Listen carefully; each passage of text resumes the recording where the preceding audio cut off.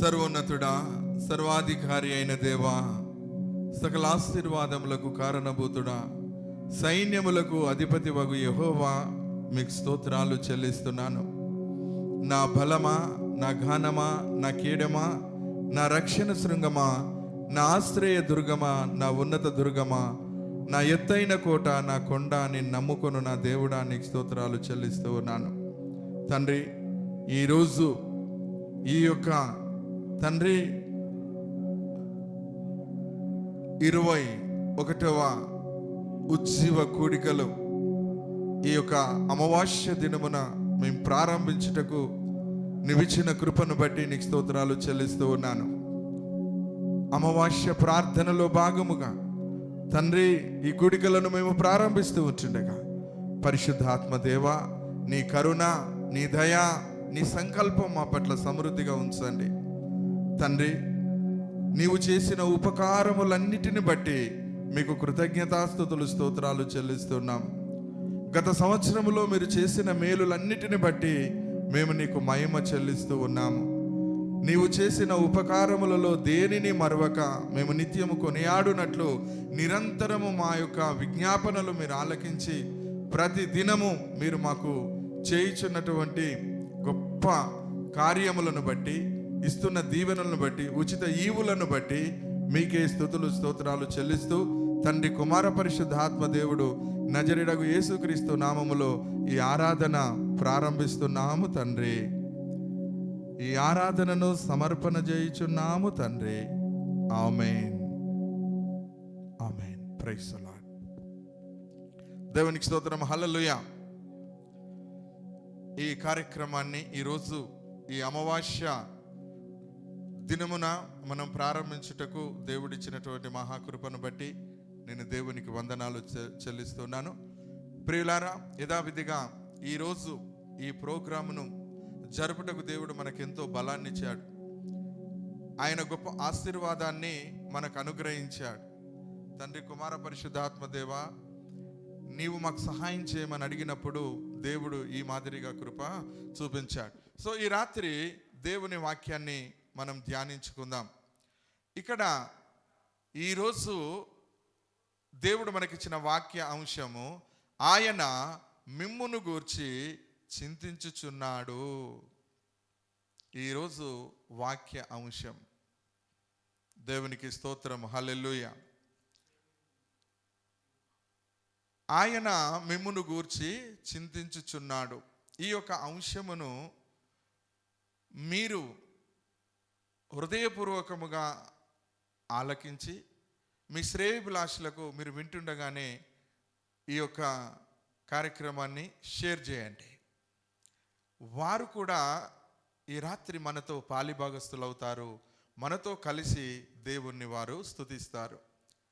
ఇంత మంచి వాక్యము వారి యొక్క జీవితాలలో చేయుచున్న గొప్ప కార్యమును బట్టి వారు ఆనందించడమే కాదు, ఈ వాక్యాన్ని పరిచయం, ఈ యొక్క ఛానల్ను పరిచయం చేసినందుకు వారు మిమ్మల్ని ఎంతగానో మెచ్చుకుంటారు. తప్పకుండా ఈ వాక్యము విన్న వారి ద్వారా వచ్చే మేలులు, వచ్చే ఆశీర్వాదాలు మీకు సమృద్ధిగా దేవుడు అనుగ్రహిస్తాడు. ఓకే, మనము వాక్య భాగములోకి వెళ్దాము. ఆయన మిమ్మును గూర్చి చింతించుచున్నాడు గనుక మీ చింత యావత్తు ఆయన మీద వేయుడి. 1 పేతురు పత్రిక 5వ అధ్యాయము 7వ వచనాన్ని మనం ధ్యానించుకుంటూ ఉన్నాం. దేవునికి స్తోత్రం. అందరూ బాగున్నారా? మీరందరూ సంతోషంగా ఉన్నారా? గత సంవత్సరంలో మనందరినీ కాపాడిన దేవుడు ఈ సంవత్సర కాలం అంతా మనందరినీ కాపాడాలని మేము ప్రార్థన చేస్తూ ఉన్నాం. ఈ యొక్క యూట్యూబ్ను వీక్షిస్తున్న వాళ్ళు ఈ ఛానల్ను సబ్స్క్రైబ్ చేసుకొని మా కుటుంబంలో ఒక భాగము సభ్యులుగా ఉంటున్నందుకు వారికి శ్రేష్టమైనటువంటి నిఖార్సైన దేవుని వాక్యం ఉన్నట్టుగా వాళ్ళకు అందించడానికి మేము ప్రయత్నం చేయించి ఉన్నాం. కనుక ఈ వాక్యము మీ జీవితంలో ఈ నూతన సంవత్సరంలో తప్పకుండా ఎంతో ఉపయోగపడుతుందని, దోహదపడుతుందని నేను తెలియజేస్తూ ఉన్నాను. ప్రియులారా, ఇది సజీవుడైనటువంటి జీవము గల దేవుని వాక్యము.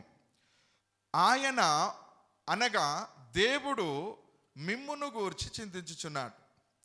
చాలామంది మేము చేస్తామంటే మనలను గూర్చి మనము చాలా చింతపడుతూ ఉంటాం. చింత అంటే చాలామందికి అర్థమై ఉంటుంది. చింతించడము అంటే ఏదైతే తమలో ఒక కోరిక బలంగా భారంగా ఉండి అది జాప్యం అవుతున్నప్పుడు, తీరకుండా ఆలస్యం అవుతున్నప్పుడు ఆ వ్యక్తి మానసిక చింతనకు గురవుతూ ఉంటాడు. కనుక ఇలాంటి సమయంలో చింత అనేది దేవునికి స్తోత్రం మనకు ఏమాత్రము యోగ్యకరమైనది కాదు. మనము చింతించకూడదని దేవుడే స్వయంగా పరిశుద్ధాత్మ ద్వారా పేతురు యొక్క పత్రికలో పేతురు ద్వారా ఈ యొక్క ప్రవచనాన్ని మనకు అందిస్తూ ఉన్నాడు. చాలామంది ఈ లోకంలో చింత కలిగి ఉన్నారు ప్రియులారా. నానా రకాల చింతలు. కొందరికి ఆధ్యాత్మిక చింతన ఉంటే మరికొందరికి బాహ్యపరమైనటువంటి చింతనలు, భౌతికపరమైనటువంటి చింతలు ఉంటాయి. రంజి, బాధ, హృదయంలో ఒక వేదన. ఎందుకంటే అవి తీర్చుకోవాలనే తపనతో మనుష్యుడు నానా రకాలుగా సొంత ప్రయత్నాలు చేస్తూ ఉంటాడు. స్వబుద్ధిని ఆధారము చేసుకొని ఇదైతే ఎలా నేను కాగలను, ఎలాగైతే దీన్ని నేను నెరవేర్చుకోగలను, ఈ చింత నాలో నుండి ఎలా వెళ్ళిపోతుంది అని చెప్పేసి చాలామంది అనుకుంటూ ఉంటారు. కొన్ని రకాల చింతలు ఉంటాయి, చెప్తా. కొందరికి వయసు అయిపోతుంది కనుక నాకు ఒక మంచి జీవిత భాగస్వామి కావాలని స్త్రీ కానీ పురుషుడు కానీ వివాహం ఆలస్యం అయితే వాళ్ళు చింతపడుతూ ఉండవచ్చు. వయసు అయిపోతుంది కదా, నాకు ఎవరైనా పిల్లని ఇస్తారో ఇవ్వరో అని అబ్బాయికి, ఒకవేళ అబ్బాయి దొరుకుతాడో లేదో అని అమ్మాయికి ఒకవేళ చింత ఉండొచ్చు. అవునా కాదా? తప్పకుండా చింత ఉంటుంది. అవునంటారా కాదంటారా? అవును. ఇంకో కొంతమందికి నా ఏజ్ అయిపోతుంది, నాకు ఇంకా గవర్నమెంట్ జాబ్ రాలేదు అనే ఒక చింత ఉండొచ్చు. అమ్మాయికే కానీ అబ్బాయికే కానీ స్త్రీకే కానీ పురుషుడికే కానీ చింత, నాకు ఉద్యోగము వస్తలే, అయ్యో నాకు 40 సంవత్సరాలు అయిపోతున్నాయి, నాకు ఇంకా గవర్నమెంట్ జాబ్ ఎప్పుడు వస్తుంది అని చెప్పి మానసికంగా చింతపడుతూ కృంగిపోతున్న వాళ్ళు చాలామంది ఉన్నారు. ఇంకా కొంతమంది, అరే ఇన్ని సంవత్సరాలు అవుతుంది నేను జాబ్ చేయబట్టి, లేదా ఇన్ని సంవత్సరాలు అవుతుంది నేను ఒక మంచి సొంత గృహము కట్టుకోలేకపోయానే, ఒక మంచి ఇల్లు లేదు నాకు. నా ఫ్రెండ్స్ చూడండి, వాళ్ళు చాలా మంచి ఇల్లు, వాళ్ళు వారి కోసం వారి గృహములు కట్టుకుంటున్నారు, వారి పిల్లలను చక్కగా చదివిస్తున్నారు. అయ్యో నా పిల్లలను నేను చదివించలేకపోతున్నాను, మంచి గృహము కట్టుకోలేకపోతున్నాను అనే చింత ఉండవచ్చు. కొంతమందికి అయితే అయ్యో నా ఫ్రెండ్కు చాలా మంచి కారు ఉన్నది, నాకు అయ్యో కారు లేదే, నేను ఒక మంచి కారు కొనుక్కుంటే బాగుండు, నాకెప్పుడు ఈ బాధలే కదా అని అటువంటి చింత ఉండవచ్చు. ఇంకా కొంతమందికి అప్పుల చింత, చాలా అప్పులు కలిగి వాళ్ళు ఉంటారు, ఇప్పటి వరకే వాళ్ళు అప్పులు చేసి ఉంటారు. కనుక ఈ అప్పులు నాకు ఎప్పుడు తీరిపోతాయి, ఎలా తీరిపోతాయి అనే ఒక చింతనతో మానసికంగా కృంగిపోతూ ఉండవచ్చు.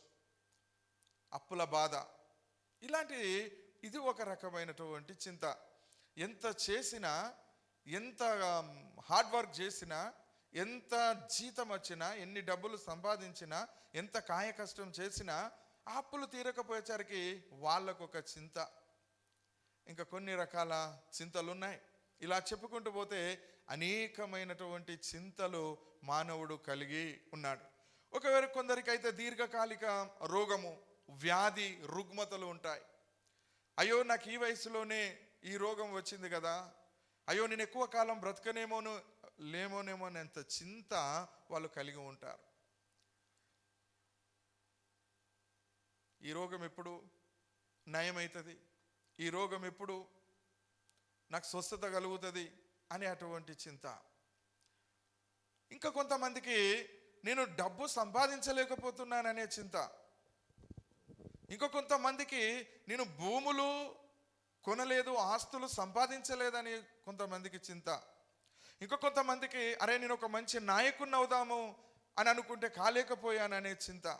అరే మాటికి నన్ను ఒకడు బయటికి లాగుతున్నాడు, నేను పైకి వెళ్తుంటే నన్ను తొక్కి పడేస్తున్నారు, నేను ఎట్లా పైకి ఎదగాలనే చింత. కొంతమందికి అయ్యో నేను ఓడిపోతునే, నేను గెలవకపోతునే అనే అటువంటి చింత. కొంతమందికి గెలిచిన నేనేమి చేయలేకపోతున్నా అనే చింత. ఇలాంటి చింతలు మానవుడు కలిగి ఉన్నాడు. దేవునికి స్తోత్రం.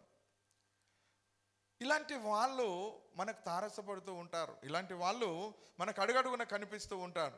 ఒక్కటి గమనించండి ప్రియులారా, మీరు నిజంగా దేవుని యందు భయము భక్తి కలిగిన వారైతే, మీరు నిజంగా యేసు క్రీస్తును పరిపూర్ణంగా ఎరిగి నమ్మిన వారైతే, ఆయనను సంపూర్ణంగా తెలుసుకొని మనస్ఫూర్తిగా మీరు నమ్మిన వారైతే ఈ చింతలకు మీరు దూరంగా ఉంటారు. ఈ మానసిక చింత నిన్ను, నీ యొక్క పరిస్థితులను తల్లక్రిందులు చేసేస్తుంది. నీ పరిస్థితులను చాలా దారుణంగా మార్చేస్తుంది. అందుకే మీరు బాగా ఆలోచించాలి. దేవుని యొక్క మాటలను మీరు శ్రద్ధగా విని ఆ మాటల ప్రకారం మీరు నడిచినట్లయితే, దేవుని యొక్క ఆజ్ఞానుసారంగా మీరు నడిచినట్లయితే మీరు చింతించవలసిన అవసరము లేదు. మీరు చింతకు గురి కావలసిన అవసరము లేనే లేదు. ఎందుకంటే ఈ చింతలన్నీ నీవు కలిగి ఉన్నవని నీ దేవునికి ముందే తెలుసు. మనుష్యుడు చింతలు, అనేకమైన చింతలు కలిగి ఉన్నాడు. మానసిక చింతలు, మానసికంగా కృంగిపోయి, మానసికంగా అనారోగ్యానికి గురైపోయి తనను, తన కుటుంబాన్ని, తన జీవితాన్ని నాశనం చేసుకున్న వాళ్ళు చాలా మంది ఉన్నారు. దేవునికి స్తోత్రం, హల్లెలూయా. ప్రియమైన దేవుని సంగమా, దేవుని ప్రజలారా, ఈ రాత్రి దేవుడు మీతో మాట్లాడుతూ ఉన్నాడు. మీరు ఎవరైనా ఇలాంటి చింతలు కలిగి ఉన్నట్లయితే ఒక్కసారి మీరు నమ్మిన దేవుని వైపు ఒకసారి మీ దృష్టి సారించండి. ఇంకా కొంతమందికి కొన్ని చింతలు ఉన్నాయి. సంసారంలో నేను చూశాను, అయ్యో నా భర్త త్రాగుచున్నాడు, త్రాగుడికి అలవాటైపోయాడని కొంతమంది భార్యలు వారు చింతపడుతూ ఉంటారు, బాధపడుతుంటారు. ఇంకా కొంతమంది అయ్యో నా భర్తలు వ్యభిచారం చేస్తున్నారని చింతలు పడుతూ ఉంటారు. అయ్యో మా ఆయన ఇంకొకరిని తీసుకొని వచ్చి ఆమెను చీరదీసి ఆమెను ఉంపుడు గతిగా చేసుకొని నాకు అన్యాయం చేశాడు, వేరొక స్త్రీతో నా భర్త కూర్చున్నాడు, వేరొక సంసారం పెడుతున్నాడని కొంతమంది భార్యలు చింతపడుతున్నారు. కొంతమంది భార్యలు అయ్యో నా భర్త ఎప్పుడు తాగొచ్చి నన్ను కొట్టుడు, తిట్టుడు, నన్ను సాధించుడు, నన్ను ఇంట్లో మనశ్శాంతి లేకుండా చేస్తున్నారని ఏడ్చే కొంతమంది గృహిణీలను నేను చూశానండి. కొంతమంది భార్యలను నేను చూశాను. దేవునికి స్తోత్రం. వాళ్లకు అదొక భయంకరమైన చింత. దేవునికి స్తోత్రం కలుగునుగాక. ఇంకా కొంతమందికి భర్తలకు చింత, భార్యలు చెప్పు చేతల్లో ఉండలేరని, లేదా భార్యలు అయ్యో ఆమె అక్రమ సంబంధం పెట్టుకున్నది, అయ్యో పిల్లలను కుటుంబాన్ని ఇడిచిపెట్టి వెళ్ళిపోతున్నది, అయ్యో నా భార్య నన్ను మోసం చేసిందని బాధపడుతున్నటువంటి వాళ్ళు కూడా కొంతమంది ఉన్నారు. ఇలాంటి చింతల చేత ఇంకా కొంతమంది అయ్యో తినటకు ఆహారం లేదనే చింత, ఇంకా కొంతమందికి కట్టుకొని వస్త్రములు ధరించడానికి లేవని చింత. చాలా మందికి చాలా రకాల చింతలు ఉన్నటువంటి ప్రజలను ఈ సమయంలో దేవుడు మీకు పరిచయం చేశాడు. అయితే ఇన్ని రకాల చింతలు కలిగిన ప్రజలందరికీ యేసే జవాబుదారి. హల్లెలూయా. నువ్వు నిజంగా దేవుని యందు భయభక్తులు కలిగిన వ్యక్తివైతే, యేసు క్రీస్తును పరిపూర్ణంగా నమ్మిన వ్యక్తివైతే తప్పకుండా పరిశుద్ధాత్మ దేవుడు నీకు సహాయం చేస్తాడు. యేసయ్య నీకు తప్పకుండా సహాయం చేస్తాడు. దేవునికి స్తోత్రం. నమ్మండి, ఆయన మిమ్మును గూర్చి, మీరు ఇవన్నిటిని గూర్చి చింతిస్తే ఆయన మిమ్మును గూర్చి చింతిస్తూ ఉన్నాడు. మిమ్మును గూర్చి నీ తండ్రి అయిన నీ దేవుడు చింతపడుతున్నాడు. ఈ సంగతి నీకు అర్థం కావటం లేదు. ఈ సంగతి మీరు ఎవరు మనస్సున పెట్టరు. మీరే చింతకు గురైపోయి, మీరే ఇన్ని చింతలు మనసులో పెట్టుకొని మీరు కునిగిపోతూ, బాధపడుతూ, ఇబ్బందులకు గురవుతున్నారు. కానీ చూడండి, మనలను ప్రేమించిన యేసయ్య మనలను గురించి చింతించుచున్నాడు అని ఇక్కడ లేఖనం మనకు చూపిస్తూ ఉంది. ఆమేన్, హల్లెలూయా. ఈ రాత్రి ఎన్ని చింతలైతే కలిగి ఉన్నారో ఇంతమందికి దేవుడు ఒక వాగ్దానం చేస్తున్నాడు. ప్రియమైన నా బిడ్డలారా, ప్రియమైన దైవ సేవకులారా, ప్రవక్తలారా, బోధకులారా, ఉపదేశకులారా, సంఘ కాపర్లారా, సంఘ విశ్వాసులారా, ప్రతి ఒక్కరితో దేవుడు మాట్లాడుతున్నాడు. మీరు చింతించవలసిన అవసరము లేదు. పరిశుద్ధాత్మ దేవుడే నీకు సహాయకారిగా ఉన్నాడు.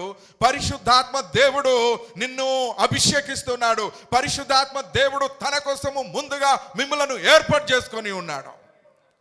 జగత్ పునాదులు వేయబడక ముందే, హల్లెలూయా, నీవు ఈ యొక్క భూమి ఆకాశములు సృజింపబడక ముందే, నీవు తల్లి గర్భంలో రూపింపక ముందే నీవు ఆయనకు తెలుసు. నిన్ను ఆయన ఎరిగి ఉన్నాడు. ఈ భూమి మీదకి వచ్చిన తర్వాత నువ్వేమి కావాలో, నువ్వు ఎలా ఉండాలో, ఏం చేయాలో దేవుడు ముందే తన గ్రంథములో నీ కొరకు రాసి పెట్టేశాడు. నీ మనువులు ముందే ఎరిగిన దేవుడు. హల్లెలూయా. నిన్ను గూర్చి పరిపూర్ణంగా ఎరిగిన దేవుడు. ఈ జగత్ పునాదులు వేయబడక ముందు, భూమికి పునాదులు వేయబడక ముందు ఆయన నిన్నెరిగి ఉన్నాడు. ఆయన తన కోసము ముందుగా మనలను ఏర్పాటు చేసుకున్నాడు. హల్లెలూయా. తన కోసము, ఆమేన్. దేవుడు ఈరోజు నువ్వు నేను క్రీస్తులో ఉన్నాము అంటే, ఇన్ని కోట్ల మంది ప్రజలు ఉన్నా దేవుడు నువ్వున్న స్థానములో, నేనున్న స్థానంలో నిన్ను నన్ను ఏర్పాటు చేసుకున్నాడు అంటే కేవలము తన కోసం. ఆమేన్. కేవలం దేవుని కోసము ముందుగా ఆయన మనలను ఏర్పాటు చేసుకొని ఉన్నాడు. ఎవరి కోసము? దేవుని కోసము మనలను తన కోసం ఏర్పాటు చేసుకొని ఉన్నాడు. అంటే పుట్టిన ప్రతి ఒక్కరము, క్రీస్తులో ఉన్న ప్రతి ఒక్కరము మనము దేవుని కోసం ఉండాలి. దేవుని కోసం మనము బ్రతకాలి. దేవుని కోసం మనం పని చేయాలి. అందుకోసం తన కోసం మనల్ని ఏర్పాటు చేసుకున్నాడే కానీ మిమ్మల్ని వ్యర్థముగా భూమి మీద ఆయన పుట్టించలేడు. నువ్వెందుకు చింతపడుతున్నావో నీకు తెలుసా? దేవుని చిత్తమును వదిలిపెట్టేశావు. దేవుని దర్శనాన్ని వదిలిపెట్టేశావు. దేవుని పిలుపును వదిలిపెట్టేశావు. దేవుని ఆజ్ఞను విడిచిపెట్టేశావు. దేవుని చిత్తమును విడిచిపెట్టేశావు. దేవుని మార్గములను మర్చిపోయావు. నీకిష్టమైన మార్గములో నువ్వు ప్రయాణం చేస్తూ ఉన్నావు. గొర్రెల వలె దారి తప్పి వెళ్ళిపోయావు. నీకిష్టమైన మార్గములో, నీకు కావలసిన మార్గములో నీవు వెళ్ళిపోయావు గనుక నీవు ఈ చింతలకు గురయ్యావు. ఎస్, ఇన్ని కష్టాలు, ఇన్ని బాధలు, ఇన్ని శ్రమలు, ఇన్ని ఇరుకులు, ఇన్ని ఇబ్బందులు రావడానికి కారణం ఏంటో తెలుసా? నువ్వు దేవుని ఆజ్ఞను విడిచిపెట్టేశావు. నువ్వు దేవుని చిత్తము నుండి బయటికి వెళ్ళిపోయావు. నా ఇష్టం, నా కోరికలు, నా వాంఛలు నేను నెరవేర్చుకుంటానని నువ్వు బయటికి వెళ్ళిపోయి దేవుని మార్గములో కాక వేరొక మార్గములో నువ్వు జీవించాలని చూస్తూ ఉన్నావు. దేవుని చిత్తములో నుండి, దేవుని మస్తిష్కములో నుండి నీవు బయటికి ఏనాడో వెళ్ళిపోయావు. ఎస్, ఏనాడో వెళ్ళిపోయావు. అందుకే నీకు ఈ కష్టాలు. నువ్వెవరి కోసం? నీ జన్మ వృత్తాంతం నీకు అర్థం కావడం లేదు. దేవుని వాక్యాన్ని సరిగా అర్థం చేసుకోవటం లేదు. నువ్వు ఉన్నదెందుకు? దేవుని చిత్తమును జరిగించుట కొరకు, దేవుని వాక్యాన్ని ఈ లోకంలో ప్రకటించుట కొరకు, దేవుని సాక్షిగా ఈ లోకంలో నువ్వు జీవించుట కొరకు. నీకు అనేకమైన అద్భుతాలు చేస్తూ ఉంటే, అనేకమైన సూచక క్రియలు నీ పట్ల చేస్తూ ఉంటే, నీవు ప్రార్థించిన రీతిగా దేవుడు నీకు అనుగ్రహిస్తున్న కొలది ఆ యొక్క కృపలు అనుభవిస్తూ, ఆ ఆశీర్వాదాలను అనుభవిస్తూ నీవు ఉన్న చోటనే ఉండిపోయావు. నీవు ఈ లోకానుసారంగా ధనవంతునివి, ఐశ్వర్యవంతునివి, సకల సంపదలు గలవాడివి అయిపోయావు. నీ ఇష్టానుసారంగా నువ్వు బ్రతుకుతున్నావు. అందుకే ఈరోజు నీకు చింత మోపైంది. ఈరోజు నీకు ఈ బాధలు మోపైనాయి. ఇంకా ముందున్న రోజులు నీకు భయంకరమైన రోజులు రాబోతున్నాయి. కఠినమైన దుర్దినాలు నీకు రాబోతున్నాయి. నా ప్రియమైన దేవుని సంగమా, ఒక్కసారి మీరు ఆలోచన చేయండి. ఇప్పుడు ఎక్కడ, ఏ స్థలంలో మీరున్నా ఒక క్షణం ఆలోచించండి. నేను దేవుని చిత్తములో ఉన్నానా అని ఒక్కసారి నీ గుండె మీద చేసుకొని ఆలోచించు. నువ్వు దేవుని చిత్తాన్ని నెరవేరుస్తున్నావా? దేవుడు తన కోసము నిన్ను ఏర్పాటు చేసుకుంటే నువ్వెవరి కోసం బతుకుతున్నావు? ఎవరి కోసం ఈ లోకంలో జీవిస్తూ ఉన్నావు? ఒక ఆయన అంటాడు, నేను నా పిల్లల కోసం బ్రతుకుతున్నాను, నేను నాకు యొక్క భార్య కోసం బ్రతుకుతున్నాను, లేదా నేను నా ఇంటి వారి కోసం బ్రతుకుతున్నాను, లేదా నా యొక్క ప్రియురాలి కోసం బ్రతుకుతున్నాను, నానా రకాల నువ్వంటే నాకు ఇష్టం. హల్లెలూయా. బాప్తిస్తం తీసుకునేటప్పుడు నువ్వంటే నాకు ఇష్టం ప్రభు అన్నాం. కానీ ఈరోజు నువ్వంటే నాకు ఇష్టమని మనకిష్టమైన వాళ్ళెంబడి మనం వెళుతూ ఉన్నాం. అంటే దారి తప్పి తిరుగుతూ ఉన్నావు. అందుకే నీకు ఈ చింతలు మోపైనాయి బిడ్డ, ఈ కష్టం మోపైంది బిడ్డ. నువ్వు అర్థం చేసుకో. నువ్వు నీతి తప్పినవు, నువ్వు గాడి తప్పినవు, నువ్వు యథార్థత తప్పినవు, నువ్వు దేవుని చిత్తము నుండి బయటికి వెళ్ళిపోయినావు కనుక నీకు దిక్కు తోచని స్థితిలో ఇప్పుడు నువ్వు ఉండి నీవు వెతుకుచూ ఉన్నావు. ఆశీర్వాదాలను వెతుకుచూ ఉన్నావు, ఆరోగ్యాన్ని వెతుకుచూ ఉన్నావు. అందుకే అవి నీకు దూరముగా వెళ్ళిపోయాయి. దేవుడు తన కోసము నిన్ను ఏర్పాటు చేసుకుంటే నువ్వెవరి కోసము జీవిస్తూ ఉన్నావు? దేవుడు నీకు డబ్బు ఇచ్చాడు, నీ కొరకు దాచుకున్నావు. ధనం ఐశ్వర్యం ఇచ్చాడు, నీ కొరకు దాచుకున్నావు. దేవుడు నిన్ను తను చేయవలసిన పని నిమిత్తం నిన్ను ఎన్నుకుంటే నీవు దేవుని సొమ్మును అన్యాక్రాంతం చేశావు, దేవుని సొమ్ము అన్యుల పాలు చేశావు. దేవుని యొక్క పరిశుద్ధతను విడిచిపెట్టి ఈ లోకానుసారమైన జీవితంలో వెళ్ళిపోయావు. లోకానుసారమైన జీవితం, లోక పద్ధతులు నేర్చుకున్నావు, లోక నీతి నేర్చుకున్నావు, లోకములో ఎలా జీవించాలో నేర్చుకున్నావు. అంతేగాని దేవునిలో ఎలా జీవించాలని నువ్వు నేర్చుకోలేకపోయావు.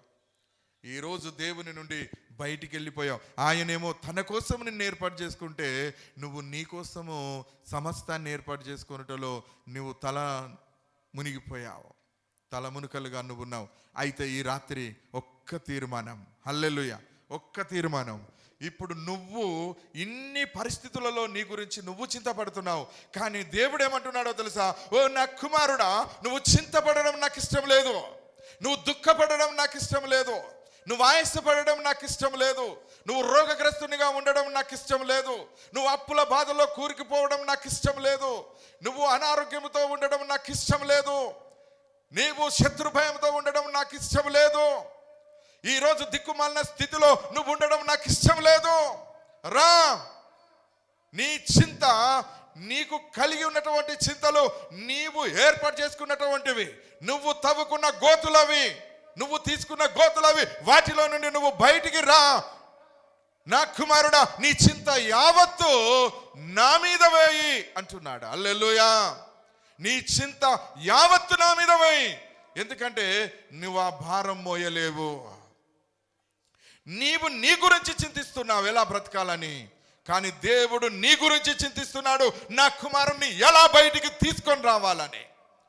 ఎప్పుడు నువ్వు త్రాగుడు మారుస్తావు, ఎప్పుడు నువ్వు వ్యభిచారాన్ని మారుస్తావు, ఎప్పుడు నువ్వు దుర్మార్గాన్ని విడుస్తావు, ఎప్పుడు దుశ్శత్వాన్ని విడిచిపెడతావు, ఎప్పుడు దుశ్చర్యలను విడిచిపెడతావు, ఎప్పుడు పాపుల మార్గాన నడవక, అపహాసకులు కూర్చుండు చోట కూర్చుండక, దుష్టుల మార్గమున నిలవక ఎప్పుడు నా యొద్దకు వస్తావు నా కుమారుడా, నేను నిన్ను దీవిస్తాను. నీ చింత యావత్తు నా మీదవే. నీ స్వానుభవంతో కానీ లేదా నీ స్వనీతిని ఆధారం చేసుకొని కానీ నువ్వు వెళ్ళకు. ఓ నా ప్రియమైన దేవుని బిడ్డ, తిరిగి నా యొద్దకు రా. నీ చింత యావత్తు నా మీదవే. అయ్యో నా కుమారుడా, నువ్వు కృంగిపోతున్నావా, ఏడుస్తున్నావా, దుఃఖపడుతున్నావా? అది నాకు ఇష్టం లేదు. ఈ రాత్రి నీ చింతలను, నీ సంకటాలను అన్నిటినీ నేను విడిపిస్తాను, అన్నిటిలో నుండి నిన్ను విడిపిస్తాను. సో నువ్వు చేయాల్సిందేందో తెలుసా? గనుక మీ చింత యావత్తు నా మీద వేయుడి అంటున్నాడు దేవుడు. యేసయ్య, తండ్రి, కుమార, పరిశుద్ధాత్మ దేవుడు ఈరోజు నిన్ను అంటున్నాడు, నా కుమారుడా, ఆ బరువు నువ్వు మోయలేవు, ఆ భారము నువ్వు మోయలేవు, నీ వల్ల కాదు. ఇప్పుడున్న సమస్తాన్ని విడిచిపెట్టి నా యొద్దకు రా. నేను చింతిస్తున్న దినమెల్లా నా చేతులు చాపుచున్నాను, ఎప్పుడు నా యొద్దకు వస్తావా అని. ఎప్పుడు నా తండ్రి అని నా యొద్దకు నువ్వు వస్తావని, నా దేవా నువ్వే దిక్కు, నాకెవరు దిక్కు లేరు, ఇప్పుడు నువ్వే నన్ను రక్షించాలని ఎప్పుడు నా యొద్దకు వస్తావు అని నీ తండ్రి ఎదురు చూస్తూ ఉన్నాడు. తప్పిపోయిన కుమారుడు తిరిగి వచ్చినట్లు నువ్వు ఈ రాత్రి రా, నీ చింత యావత్తు నా మీద వేయి. నీ చింతలన్నీ నేను తీరుస్తాను, నీ బాధలన్నీ నేను తీరుస్తాను, నీ బంధకాల నుండి నిన్ను విడిపిస్తాను, ఈ లోక గుడితనము నుండి నిన్ను విడిపిస్తాను, నిన్ను అమితంగా మిక్కిలిగా నేను ఆశీర్వదిస్తాను. హల్లెలూయా, హల్లెలూయా. నేను మిమ్మలను ఆశీర్వదించుట కొరకే పిలుచుకొని ఉన్నాను, ఆశీర్వాదములకు వారసులగుట కొరకే మీరు పిలువబడితిరి.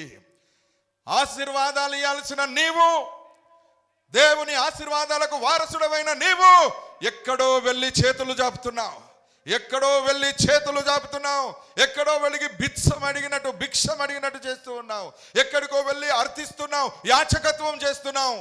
ఇది దేవునికి ఇష్టం లేదు.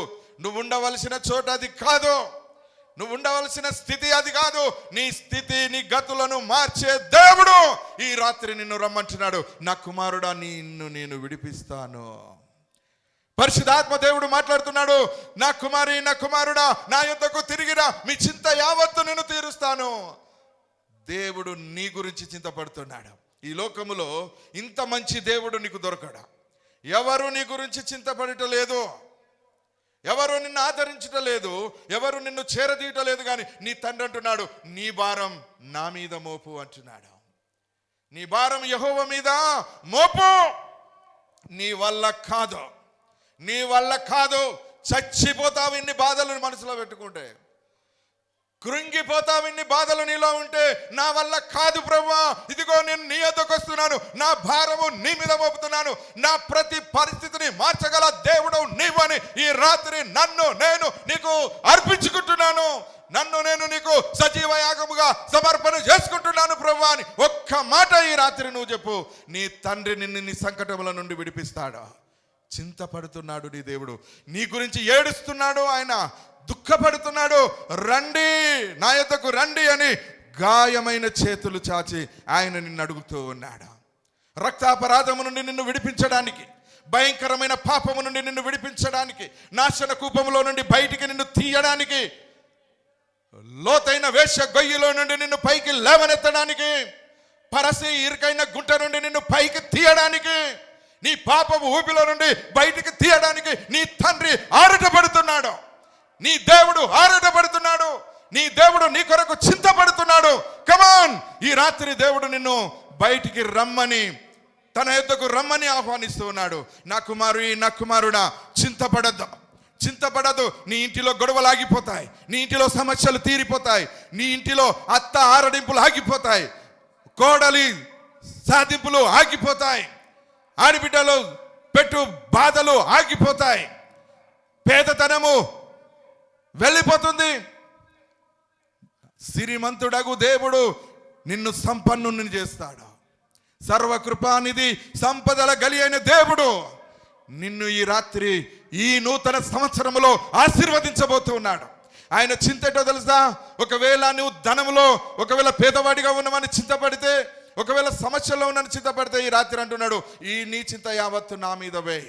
ఒక మాట చెప్తున్నాడు, నువ్వు నా మాటలు శ్రద్ధగా విని నా ఆజ్ఞానుసారము నువ్వు నడిచిన ఎడల భూమి మీద ఉన్న సమస్త జనముల కంటే నిన్ను ఎక్కువగా నిన్ను హెచ్చిస్తానని చెప్తూ ఉన్నాడు. ఆమేన్, హల్లెలూయా. సమస్త జనముల కంటే, గుర్తుంచుకో బిడ్డ, ఈ రాత్రి దేవుడు నీతో మాట్లాడుతున్నాడు.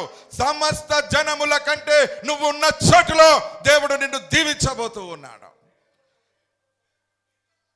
ఆయన అంటున్నాడు,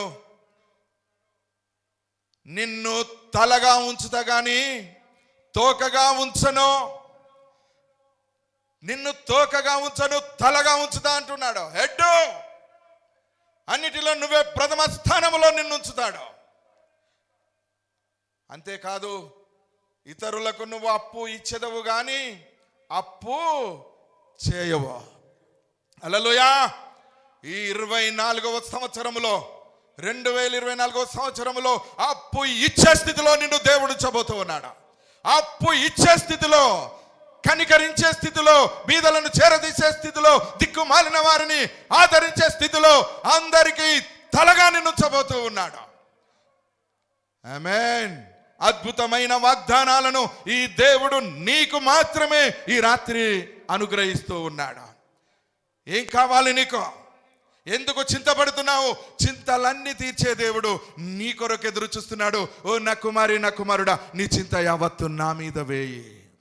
నీ చింతలను భరిస్తాను, నీ పాపాలను భరిస్తాను, నీ బాధలను భరిస్తాను, నీ దుఃఖాన్ని సంతోషముగా మారుస్తాను. నిబ్బరమైన బుద్ధి కలిగి మెలకువగా ఉండు. ఆమేన్. హల్లెలూయా. అద్భుతమైన దీవెనలు, ఆశీర్వాదానికి వారసులం. మన దేవుని ఆశీర్వాదాలన్నిటికీ వారసులము, అధికారులము. ఇతరులకు మనం ఆశీర్వాదాలు ఇచ్చే స్థితిలో ఉండాలి, కానీ ఎవరికి చేయి జాపే స్థితిలో నువ్వు ఉండకూడదు. దేవునికి స్తోత్రము కలుగును గాక. హల్లెలూయా, హల్లెలూయా. ఎవరికి చేతులు చాపే స్థితిలో నీవు ఉండకూడదు. నిబ్బరము కలిగి ధైర్యముగా ఉండు. దేవుడు తగిన సమయమందు మిమ్ములను హెచ్చించున్నట్లు. హల్లెలూయా. ఒక సమయం ఉంది, ఒక సందర్భం ఉంది.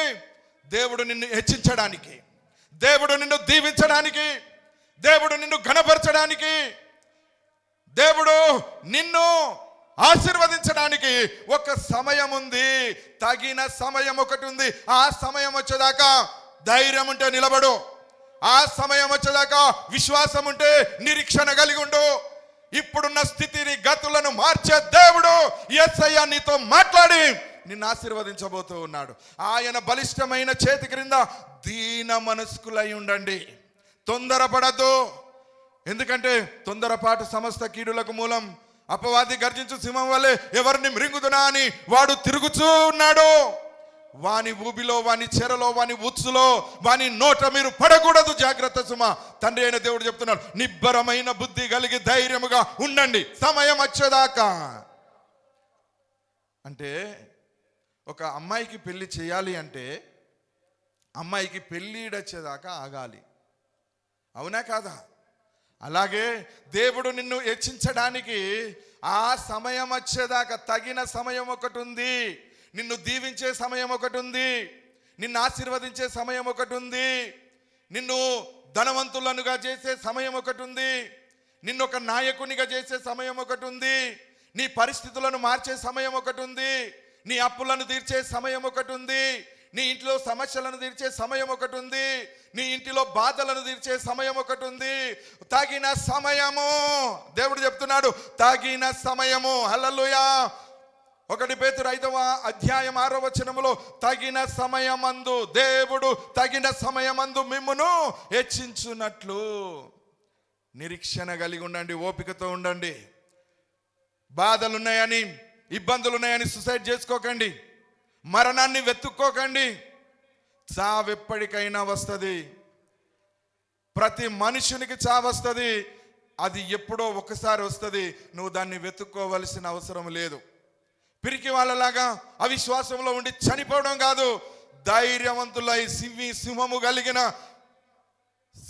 సింహము వలె గుండె కలిగిన వారై మీరు ఉండగలిగితే తగిన సమయం ఒకటి దేవుడు నీకు ఉంచాడు. ఆ సమయం వరకు నువ్వు బ్రతికి ఉండు. ఆ సమయం వరకు నువ్వు నిలిచి ఉండు. నీ చింతలన్నీ ఆయన మీద వేసి నీవు ఏమాత్రమును ఒక్క బాధ కూడా నీలో ఉంచుకోకుండా ఆ సమస్యలన్నీ, ఆ చింతలన్నీ మూటగట్టి యేసయ్య దగ్గర తీసుకొని రా.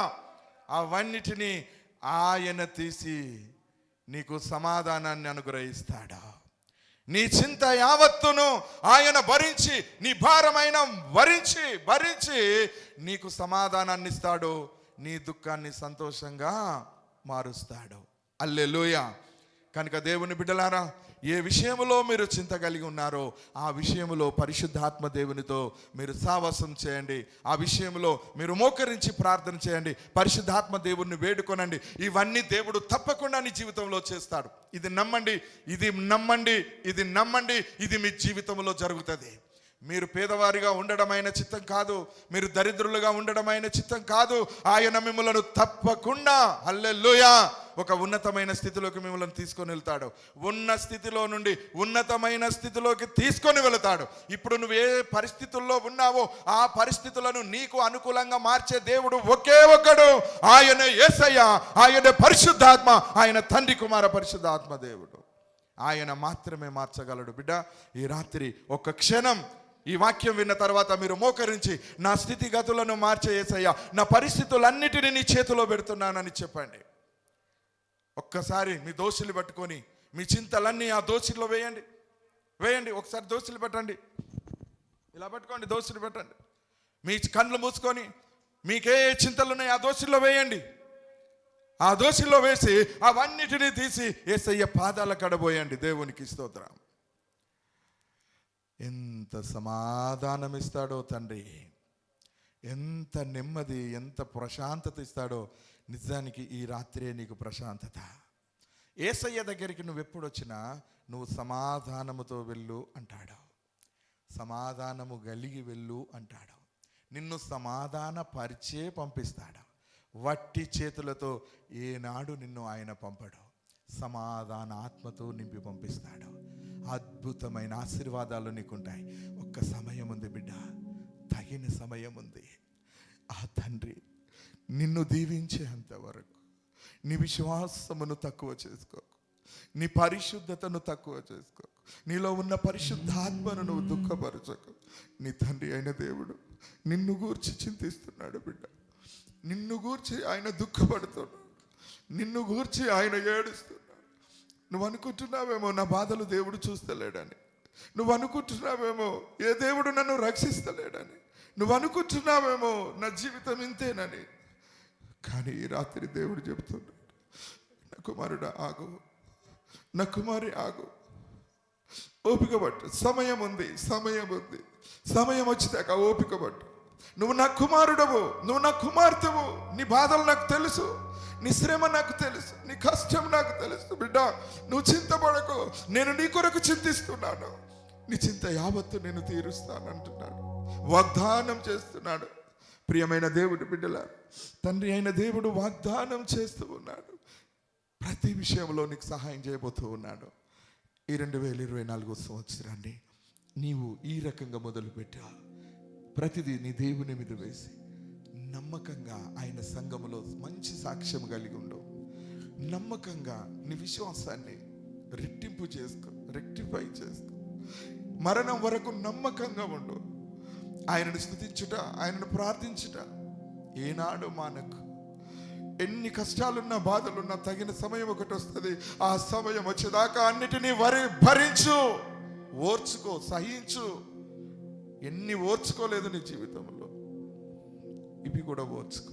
తగిన సమయమందు దేవుడు మిమ్మలను హెచ్చించినట్లు ఆయన బలిష్టమైన రెక్కల కింద మీరు ఆశ్రయము కలిగి దీన మనస్సు కలిగి ఉండండి. దేవుడు మీ అందరికీ తోడై ఉండునుగాక. పరిశుద్ధాత్మ దేవుడు మీ అందరికీ సహాయము చేయునుగాక. తండ్రి కుమార పరిశుద్ధాత్మ దేవుడు మిమ్మలను దీవించునుగాక. యేసు నామములో ఇవి జరుగునుగాక. ఆమేన్, ఆమేన్. ప్రార్థన చేద్దాం. సర్వోన్నతుడా, సర్వాధికారి అయిన దేవా, ఇంతవరకు అల్పుడను అయోగ్యుడునైన నన్ను, బలహీనుడనైన నన్ను నీ సిలువ చాటున మరుగుపరిచి తండ్రి నీ దాసుని ముఖాంతరములో నుండి మాట్లాడిన ప్రతి మాట, ఏ ప్రజలకైతే తండ్రి ఈ వాక్యాన్ని అందిస్తున్నావో, ఎవరైతే ఇప్పుడు ఆ వాక్యాన్ని వింటున్నారో, చూస్తున్నారో, ఎవరైతే ఈ వాక్యాన్ని చూడబోతారో, వింటారో, వారందరికీ ప్రభా నీ కృప తోడుగా ఉంచండి. వారందరూ ఈ మాటలు సత్యమైనవి, యోగ్యమైనవి, ఇవి పరిశుద్ధాత్మ దేవుడు మాతో మాట్లాడాడని ఎవరైనా హృదయంలో అనుకుంటే, వారు మారు మనసు పొందితే వెంటనే ప్రభా ఇది అనేక మందికి షేర్ చేసే మనసు వారికి దయచేయండి. అనేకులను ప్రభా నీ వైపు త్రిప్పడానికి, ఆధ్యాత్మికంగా మంచి మార్గములో, పరిశుద్ధ మార్గములో, పరలోకము చేరేంత వరకు, వాగ్దాత భూమిలో చేరేంత వరకు నీ ప్రజలను, సంఘమును నడిపించుటకు, నీ మీద ఆనుకున్న వారిని నడిపించుటకు మాకు మీ కృప అమితముగా దయచేయమని, నీ కృప తండ్రి బలముగా మాకు అనుగ్రహించమని, వింటున్న వారందరికీ కూడా ఇటు బలాన్ని దయచేయమని, పరిశుద్ధాత్మ నడిపింపులో వీరందరినీ ఇంకా ముందుకు తీసుకెళ్ళమని, ఈ 21 రోజు ప్రతి దినము అయా అనేక మంది పాల్గొని నిన్ను మయపరిచే కృప అనుగ్రహించమని క్రీస్తు యేసు నామమున ప్రార్థించి వేడుకుంటున్నాను తండ్రి. ఆమేన్, ఆమేన్. పరలోక ప్రార్థన చేద్దాం. పరలోకమందున్న మా తండ్రి, మీ నామం పరిశుద్ధపరచబడునుగాక, మీ రాజ్యము వచ్చునుగాక, మీ చిత్తం పరలోకమందు నెరవేరుచున్నట్లు భూమి అందును నెరవేరునుగాక. మా అనుదిన ఆహారము నేడు మాకు దయచేయము. మా ఎడల అపరాధములు చేసిన వారిని మేము క్షమించి ఉన్న ప్రకారం మా రుణ అపరాధములను క్షమించుము. మమ్మను శోధనలోకి తేక దుష్టుని నుండి మమ్మను తప్పించుము. ఎందుకనగా రాజ్యము, బలము, శక్తి, మహిమ నిరంతరము నీవై ఉన్నావి తండ్రి. ఆమేన్. మన తండ్రి అయిన దేవుని ప్రేమ, ప్రభువైన క్రీస్తు యేసు యొక్క కృప, పరిశుద్ధాత్మ దేవుని యొక్క అన్యోన్య సహవాసమైన సన్నిధి ఇక్కడ కూడి ఉన్న మనకును, ఈ వాక్యము వింటున్న ప్రతి ఒక్కరికి, ఈ వాక్యమును 10 మందికి పంచుతూ వినిపించుచు సువార్త ప్రకటించుచున్న వారికి సదాకాలము తోడై ఉండునుగాక. ఆమేన్. Praise the lord. దేవునికి స్తోత్రం. ప్రియమైన దేవుని బిడ్డలారా, రాబోయే రోజులలో మీరందరూ ఈ కార్యక్రమంలో పాలు పొందండి. 21 రోజు దేవుని సన్నిధిలో, మరి రోజు ఇదే టైంకు మనము వాక్యాన్ని విని దేవదేవుణ్ణి ఆరాధించి పూజించి ఆయన మనం మహిమపరచుదాం. ఈ వాక్యాన్ని విన్న మీరు మీ శ్రేయభిలాషులకు, మీ ఫ్రెండ్స్కు, మీకు నమ్మకమైన వారికి, లేదా ఇంకా కొంతమందిని ఆత్మలో నడిపించాలి, దేవుని దగ్గరికి నడిపించాలని అనుకునే మీకు ఒక మంచి సలహా ఏంటంటే వారికి కూడా మీరు షేర్ చేయండి. వారిని కూడా జీవం గల దేవుని యుద్ధకు నడిపించండి. Thank you. దేవుడు మీ అందరికి తోడై ఉండును గాక. ఆమేన్. హల్లెలూయా.